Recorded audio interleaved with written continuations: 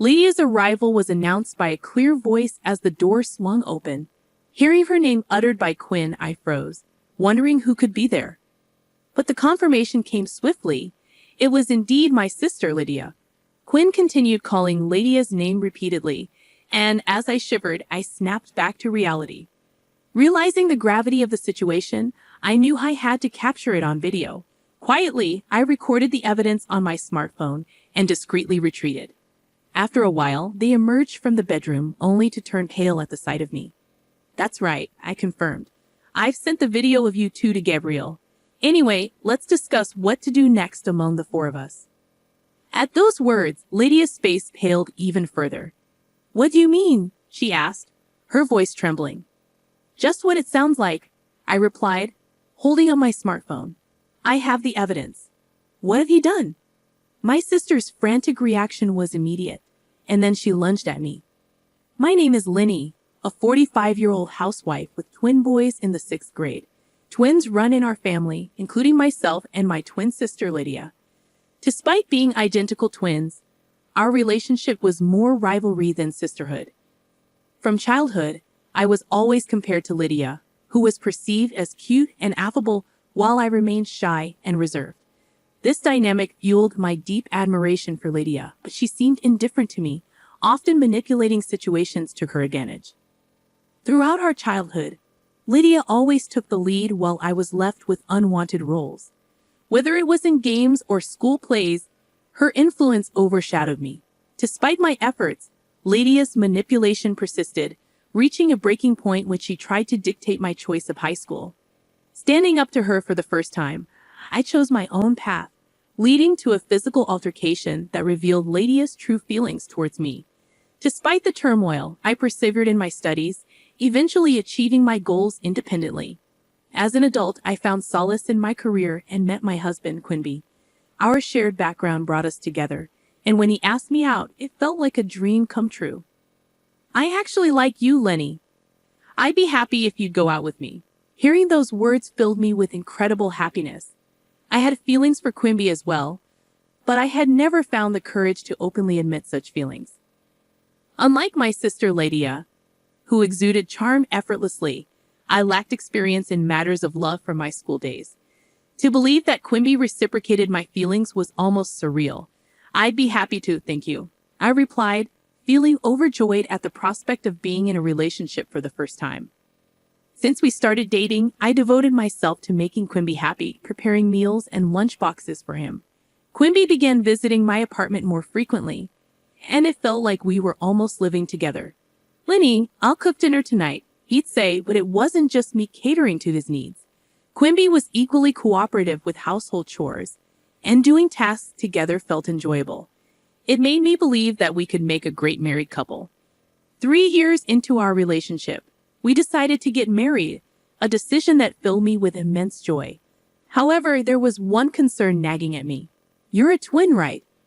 I'd like to meet your sister. Quimby brought it up casually. Over the 3 years we'd been together, I hadn't introduced him to Lydia.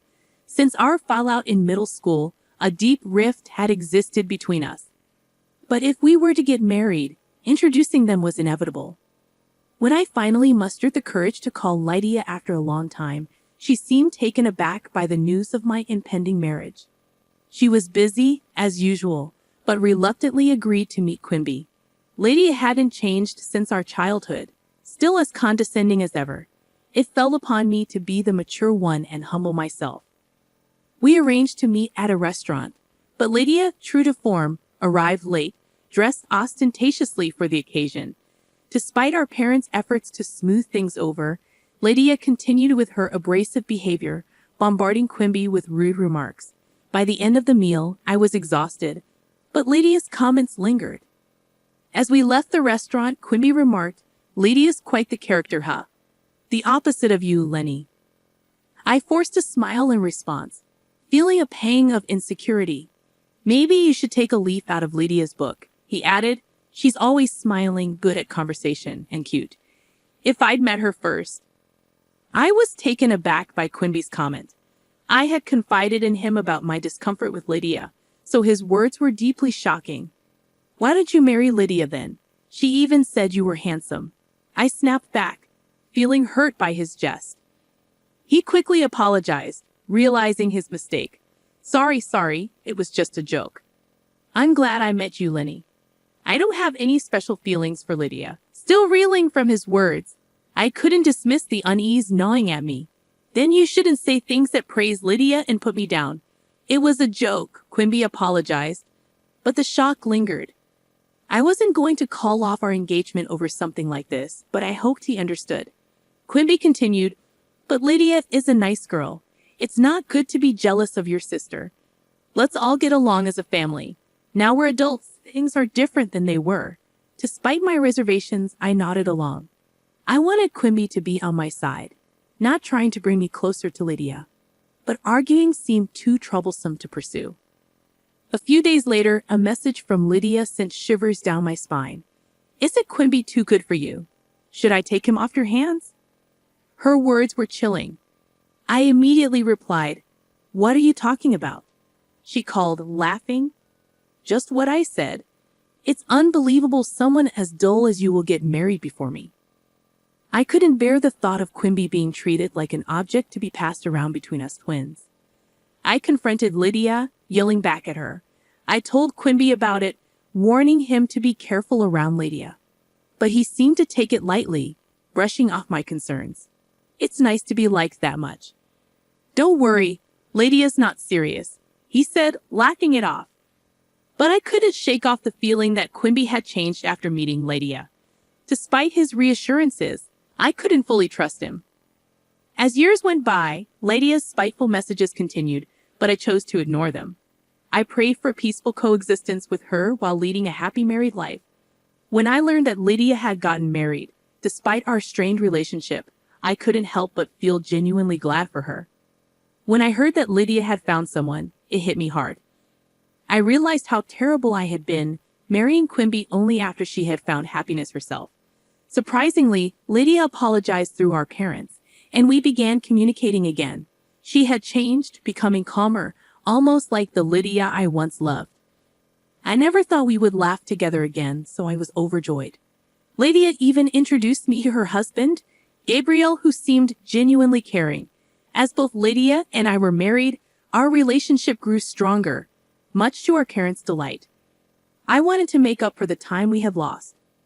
Then one day I fell ill at work and had to leave early. Upon returning home, I sensed something was off. Despite the house supposed to be empty, I heard voices coming from the bedroom. Recognizing Quimby's voice, I hesitated to confront him. The nature of his voice drained the color from my face. It was unmistakably intimate. Trembling, I decided to catch him in the act, recording with my smartphone. What I saw was even more shocking than I anticipated. Opening the door, I heard Quimby mention Lydia's name. Frozen in disbelief, I recorded the scene before quietly leaving. Sitting in shock, I forgot about my illness, staring blankly at my phone. Moments later, the bedroom door opened, revealing Quimby and Lydia. Quimby paled, questioning my presence. Lydia, defiant, declared her intentions to take everything. I remained calm, smiling at her threats. As the situation escalated, Lydia lunged at me, but Quimby intervened. Trying to diffuse the tension, he pleaded for forgiveness and attempted to protect Lydia. However, the consequences of her actions were clear.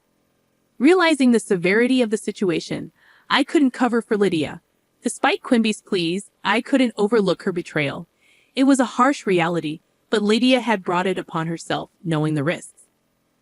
I retorted that it was too harsh, but as usual, Quimby rushed to Lydia's defense, further infuriating me. I shot him a glare, expressing my concern for Lydia. Thinking Lydia is the only one who's going to lose her family and job is a huge mistake, I shouted. Quimby flinched at my outburst, breaking out in a cold sweat as if suddenly coming to his senses. Realizing the gravity of my words, I informed Quimby that I had also sent the video to the company's main email address, including his department and name. His expression turned to one of despair as Gabriel's call ended. I kicked them out and called Gabriel to explain.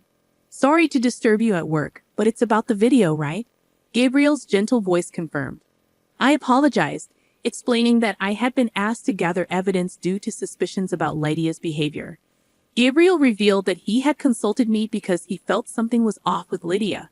Despite my shock, I managed to film calmly, ensuring evidence of Quimby's infidelity.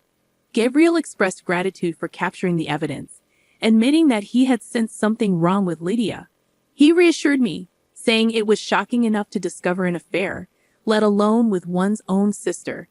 We agreed to talk another time, and I hung up, tears flowing endlessly. For the sake of my sons and my own future, I knew I had to be strong. That evening, when Quimby came home, I questioned him about Lydia. His response, snapping back at me and blaming me for his predicament, only solidified my resolve. Crying over a man like him was a waste of time. There's nothing to be done. Do as you please. You understand the situation, right? If we divorce. I firmly stated that I would be taking the kids. Quimby's feeble attempt to use our sons as leverage was pathetic, and I didn't hesitate to call him out on it. Stop being ridiculous. Divorce is inevitable, I told him bluntly. It seemed he still didn't grasp the severity of his actions, especially considering the probable loss of his job due to his adultery during work hours. His cluelessness only made him appear more foolish to me. As Quimby pleaded with me to consider starting over and forgive his infidelity, I questioned him about Gabriel's concerns regarding Lydia's behavior over the past few months. His weak response confirmed my suspicions. It wasn't just a one-time affair. Dropping the subject, I informed my sons about Quimby's infidelity the next day. Despite their young age, they expressed their support for me without hesitation, which moved me to tears. We left to stay with my parents, who were shocked to hear about Lydia and Quimby's actions. My mother tearfully apologized for always making me endure Lydia's behavior and promised to keep their distance from her. From then on, I commuted to work from my parents' home. Quimby's incessant calls and messages pleading for forgiveness only served to annoy me further. His attempts to woo me back with declarations of love and fantasies of a happy family of 4 were laughable. I was almost fooled for a moment, but my son's laughter at his messages reminded me of their absurdity. Despite my reluctance, I eventually agreed to meet Quimby to sign the divorce papers at a cafe, following Gabriel's advice to keep the conversation calm in a public place. When Quimby and Lydia arrived, it was evident that Lydia had fallen out of favor with Gabriel, serving as a harsh reality check for her actions. As we sat down to sign the papers, both Quimby and Lydia hesitated, hoping to avoid the inevitable. But I stood my ground, reminding them of their betrayals and the consequences they faced. Eventually, they signed the papers, and I finalized the divorce with the help of a lawyer introduced by Gabriel. After our divorce was finalized, Quimby wasted no time proposing to Lydia, revealing his feelings for her from the start. Meanwhile, Lydia, who had genuinely loved Gabriel, was left abandoned and eventually lost her job too. When I asked Gabriel about it, he revealed that Lydia had been complaining about me to him for months, painting me as useless and extravagant. The realization that Lydia had gone to such lengths to set me up filled me with horror. It was a stark reminder of the lengths people would go to in order to manipulate and deceive others. I was taken aback when Gabriel apologized to me, admitting that he consulted Lenny out of concern for my safety. Never did I imagine that it would lead to such a drastic turn of events with Quimby. It's okay, it's all in the past now, I reassure him, though the weight of what transpired still lingered. We concluded our conversation, agreeing to stay in touch for updates on the divorce compensation and legal proceedings. As Gabriel explained, the burden of the substantial divorce compensation led Quimby and Lydia to marry and live together. Lydia, abandoned by her parents, had no choice but to reluctantly accept Quimby's proposal. It seemed she had no family left and felt compelled to marry him. However, according to the lawyer, Lydia couldn't accept her situation and eventually divorced Gabriel to marry Quimby. Despite my sympathy for the lawyer, who endured Lydia's abusive language during their interactions, I remained grateful for his unwavering support, especially with Gabriel by his side. Over the years, we continued to demand the divorce compensation and child support, and I relied on their assistance. 5 years passed, and while the wounds healed, the scars remained. Then, out of the blue, the lawyer contacted me, informing me that Lydia wanted to talk. Despite my reluctance, I reluctantly agreed to meet, accompanied by Gabriel for support. At the cave, Lydia and Quimby appeared solemn as they broached the topic. Lydia revealed that she was suffering from renal failure and needed a kidney transplant. Quimby blamed me and Quimby for her deteriorating health, but I stood my ground, refusing to take responsibility for their actions. When Lydia pleaded for a kidney transplant, I was taken aback by her audacity. Quimby argued that as twins, I had a duty to help her, but Gabriel intervened, highlighting the risks involved and questioning the fairness of their request. Their pleas fell on deaf ears, and I left the cave, determined not to be manipulated any further. Despite their desperate attempts to guilt-trip me, I remained resolute in my decision. With Gabriel's support, I walked away, leaving them to face the consequences of their actions. While I couldn't forgive them, I hoped they would learn from their mistakes and find a way to move forward. As I continued to live happily with my family, I kept in touch with Gabriel, who had become a trusted confidant. While he harbored feelings for me, I wasn't ready to reciprocate them just yet. For now, I focused on my sons and their well-being, knowing that someday I would find the courage to pursue my own happiness once again.